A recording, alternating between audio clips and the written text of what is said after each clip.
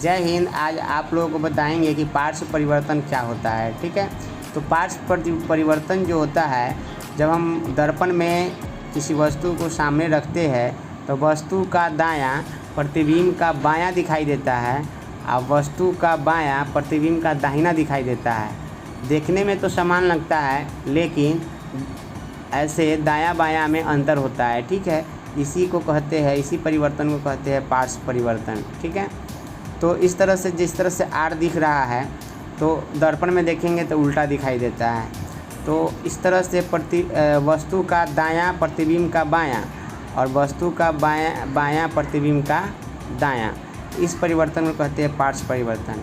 अब हम जानेंगे समतल दर्पण द्वारा बने प्रतिबिंब की विशेषता। ठीक है, तो समतल दर्पण, जैसे कि हम आईना देखते हैं तो उसमें जो है सो कुछ विशेषता होती है, वही समतल दर्पण होता है। आईना क्या होता है? समतल दर्पण होता है। ठीक है, तो उसकी कुछ विशेषता है। जब आपसे कुछ विशेषता पूछा जाए या तो आप जैसे 4 गो विशेषता पूछेगा तो 4 गो विशेषता लिखेंगे। तो समतल दर्पण में जो है, समतल दर्पण में प्रतिबिंब दर्पण के पीछे बनता है, ये तो सबको पता है। प्रतिबिंब का जो आकार होता है वो वस्तु के आकार के बराबर होता है। प्रतिबिंब का जो आकार होता है वो वस्तु के आकार के क्या होता है? बराबर होता है। दूसरा है, तीसरा जो है, प्रतिबिंब वस्तु की अपेक्षा सीधा होता है। ये भी जानते हैं कि जब आईना में हम देखते हैं तो प्रतिबिंब वस्तु की अपेक्षा क्या होता है? सीधा होता है। तीसरा, वस्तु के आकार और प्रतिबिंब का आकार दोनों क्या होता है? बराबर होता है। दर्पण पीछे प्रतिबिंब कहाँ बनता है? पीछे बनता है। ठीक है, प्रतिबिंब पीछे बनता है, लेकिन पार्श्व रूप से, पार्श्व परिवर्तन के रूप से क्या होता है? उल्टा होता है। प्रतिबिंब हमेशा आभासी बनता है। जब सीधा प्रतिबिंब बनता है तो आभासी, जब भी आपको सीधा प्रतिबिंब बनता है तो वो उसको आभासी प्रतिबिंब कहेंगे। और आभासी प्रतिबिंब को पर्दे पे हम नहीं उतार सकते हैं। ठीक है, आभासी प्रतिबिंब को पर्दे पर हम नहीं उतार सकते, वास्तविक प्रतिबिंब को हम पर्दे पे उतार सकते हैं। तो इस तरह से जो है, जो भी सीधा प्रतिबिंब होगा उसको आभासी कहेंगे या काल्पनिक भी कह सकते हैं।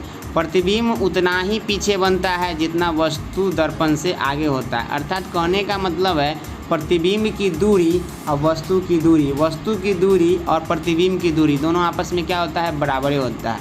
इसे यहाँ पे दिया गया है कि वस्तु की दूरी और प्रतिबिंब की दूरी समतल दर्पण में क्या होता है? बराबर होता है।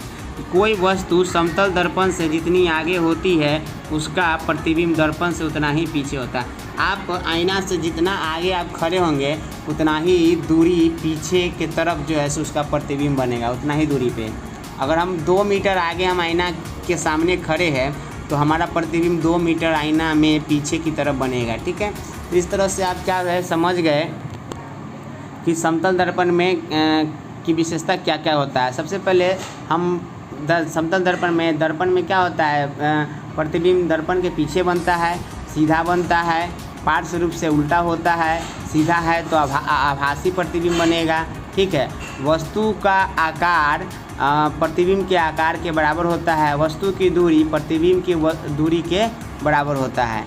तो इस तरह से हम समतल दर्पण विशेषता को 4-5 हम आराम से लिख सकते हैं। ठीक है, आगे हम जानेंगे यहाँ पर जो है उल्टा जो प्रतिबिंब होगा वो क्या होगा? वास्तविक होगा, वास्तविक प्रतिबिंब होगा। आगे हम जानेंगे कि जो उल्टा प्रतिबिंब होता है वो हमेशा क्या होता है? वास्तविक प्रतिबिंब होता है। सीधा प्रतिबिंब को काल्पनिक या आभासी प्रतिबिंब कहते हैं। ठीक है, सीधा प्रतिबिंब को काल्पनिक या आभासी प्रतिबिंब कहते हैं। अब हम आपको बताएंगे कि दर्पण जो है, अवतल दर्पण और उत्तल दर्पण। तो दर्पण जो धंसा होता है वो अवतल दर्पण होता है, जिसका परावर्तक सतह उठा होता है वह उत्तल दर्पण है। तो क्वेश्चन पूछता है कि किस दर्पण में वास्तविक और काल्पनिक दोनों प्रतिबिंब बनता है? वास्तविक और काल्पनिक दोनों प्रतिबिंब बनता है तो वह दर्पण है आपका अवतल दर्पण है। ठीक है, वास्तविक प्रतिबिंब और काल्पनिक प्रतिबिंब, ठीक है, दोनों बनता है अवतल दर्पण में। ठीक, और सिर्फ आभासी प्रतिबिंब, सिर्फ कहेगा आभासी प्रतिबिंब तो वो बनेगा समतल दर्पण में भी बनेगा और उत्तल दर्पण में भी बनेगा। ठीक है, तो ऑप्शन के हिसाब से आप क्या करेंगे? वहाँ पे टिक करेंगे। सिर्फ कहेगा आभासी प्रतिबिंब और सिर्फ आभासी प्रतिबिंब या काल्पनिक, दोनों आभासी या काल्पनिक दोनों एक ही होता है। ठीक, तो अगर सिर्फ कहेगा आभासी या काल्पनिक प्रतिबिंब तो ऑप्शन में समतल, अवतल, उत्तल और समतल अवतल दोनों होगा, समतल अवतल दोनों मानेंगे। वास्तविक प्रतिबिंब और काल्पनिक प्रतिबिंब दोनों प्रतिबिंब किस दर्पण में बनता है? तो बनता है अवतल दर्पण में। किसमें बनता है? अवतल दर्पण में। अब हम जानेंगे अवतल दर्पण में कुछ कुछ जो है पद होते हैं, जो टर्म होते हैं, जैसे कि ध्रुव हो गया, वक्रता केंद्र हो गया, है ना, जैसे फोकस हो गया। ये यहाँ पे क्या है आपका? फोकस है। क्या है? फोकस है। और ये क्या है आपका? प्रधान या मुख्य अक्ष है।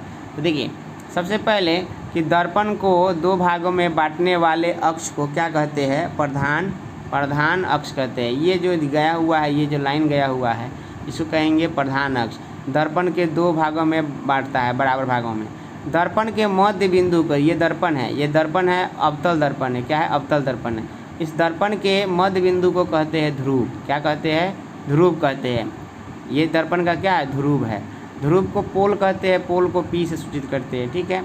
उसके बाद में ये जो है, ये वक्रता केंद्र है। क्या है? वक्रता केंद्र है। वक्रता केंद्र, ठीक है। तो दर्पण जो है, वक्रता केंद्र किसे कहेंगे?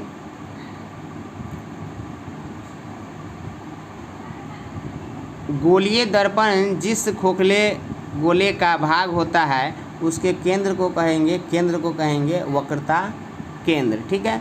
और ये वक्रता केंद्र से लेकर के ध्रुव के बीच की दूरी को कहेंगे वक्रता त्रिज्या। ठीक।